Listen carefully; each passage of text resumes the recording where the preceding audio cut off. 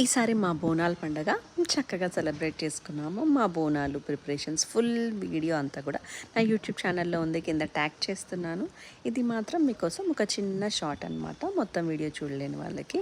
మా అక్క మట్టి కుండలు తెచ్చి ఇలా బోనం తయారు చేస్తుంది. దానికి అమ్మవారి మొహాన్ని పెట్టిందనమాట. చిన్న కుండ కూడా పెట్టుకుంటాం. ఆ చిన్న కుండకి ఇలాగా స్వస్తిక్, ఓంకారం అని డిజైన్ చేస్తుంది.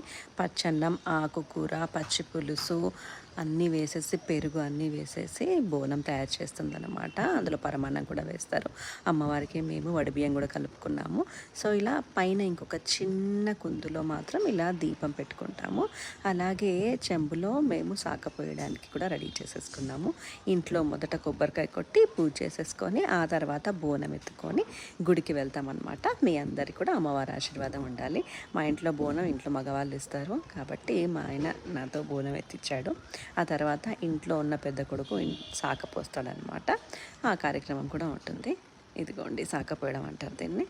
సో ఇప్పుడు మేము గుడికి వెళ్ళి 5 ప్రదక్షిణాలు చేసుకొని బోనాన్ని అమ్మవారికి అర్పించి అమ్మవారికి వడి బియ్యం పోసి చీర పెట్టి సారె పెట్టి అర్చన చేయించుకొని మా పూజ ముగించుకున్నాం అనమాట.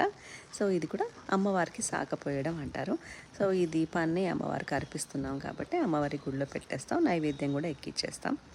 దాంట్లో ఉల్లిపాయలు కూడా ఇస్తారు, గాజులు కూడా ఇస్తారు, అలాగే నిమ్మకాయ దండ కూడా వేస్తారు, వడి బియ్యం కూడా పోస్తారు. ఈ ప్రాసెస్ అన్నీ కూడా ఎవ్రీ ఇయర్ ఇలాగే చేస్తాము. ఇంకా ఫుల్ డీటెయిల్డ్గా వీడియో కావాలంటే నా యూట్యూబ్ ఛానల్లో ట్యాగ్ చేస్తున్నాను. మీ అందరు కూడా అమ్మవారి ఆశీర్వాదం తప్పకుండా ఉండాలని కోరుకుంటున్నాను.